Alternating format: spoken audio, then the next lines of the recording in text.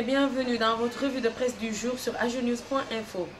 Les quotidiens reçus mercredi à Agenews traitent une diversité de sujets se rapportant à l'expulsion de l'opposant gambien Cheikh Sidiya Bayo, de l'audition de la notaire Tamaro Seydi dans le procès de Karim Wade et la victoire des Lions de football en match amical. Cheikh Sidiya Bayo refoulé à Paris, indique le quotidien LAS. La Cour suprême a confirmé mardi la mesure administrative relative à l'expulsion de l'opposant gambien Cheikh Sidiya Bayo qui avait revendiqué la tentative de coup d'État avortée dans son pays le 30 décembre dernier. Bayo, qui a la double nationalité française et gambienne, est accusé par les autorités sénégalaises de mener des activités subversives en violation des lois qui régissent le statut de réfugié. Selon le journal LAS, l'opposant gambien a quitté Dakar mardi soir par vol Air France avec une partie de sa famille qui était venue assister aux obsèques de son père. Toutefois, Bayo promet de poursuivre son combat contre Yaya Jammeh. Dans cette tentative de putsch en Gambie, le journal Enquête relève le jeu trouble des États-Unis. Quel est le niveau d'implication des États-Unis dans le coup d'État manqué en Gambie le 30 décembre? La question se pose de plus en plus puisque c'est essentiellement en territoire américain que se dévoile l'autre face de cette saga. Écrit Enquête. Mieux, ajoute le journal, des voix américaines s'élèvent pour condamner le traitement infligé aux putschistes revenus aux États-Unis. Et ces voix ne sont pas n'importe lesquelles. Ce sont celles de visages ayant souvent accompli un travail tactique dans l'ombre pour l'administration américaine. Dans le procès Karim Wade, la tribune dit Tamaro Seydi disculpe le fils de l'ancien président de la République. Walfadjri aussi souligne que la notaire auditionnée mardi par la Cour de répression de l'enrichissement illicite créé dans la constitution des sociétés d'Aporsa, d'IP World et BMC a lavé à grande eau l'ancien ministre de la coopération internationale. Le Témoin quotidien parle des révélations de la notaire. Selon le journal, la célèbre notaire Tamaro Seydi n'a pas nié devant Henri Grégoire Diop et compagnie avoir bénéficié d'un coup de pouce de Karim Wade en ce qui concerne le DP World pour le maintien de cette entreprise dans son portefeuille notarial. En solo, le quotidien évoque la visite du chef de l'État en Algérie en annonçant une médiation dans le conflit algéro-marocain avec ce titre Macky dans le désert du Sahara. Selon le journal, Macky Sall a décidé de pacifier les relations entre Rabat et Alger. Il a profité de sa rencontre hier avec Abdelaziz Bouteflika pour poser les jalons d'une médiation qui devrait aboutir à la réconciliation entre les deux frères ennemis. L'Observateur s'intéresse au port autonome de Dakar en relevant que la gestion de Cheikh Kanté est décriée. Selon le journal, on accuse le directeur du port d'avoir signé des contrats spéciaux à des retraités. En sport, le Soleil signale que les Lions font le plein de confiance. L'équipe du Sénégal de football a battu la Guinée 5-2 mardi à Casablanca lors d'un match préparatoire de la Coupe d'Afrique des Nations. C'était votre revue de presse du jour. Merci de l'avoir écouté.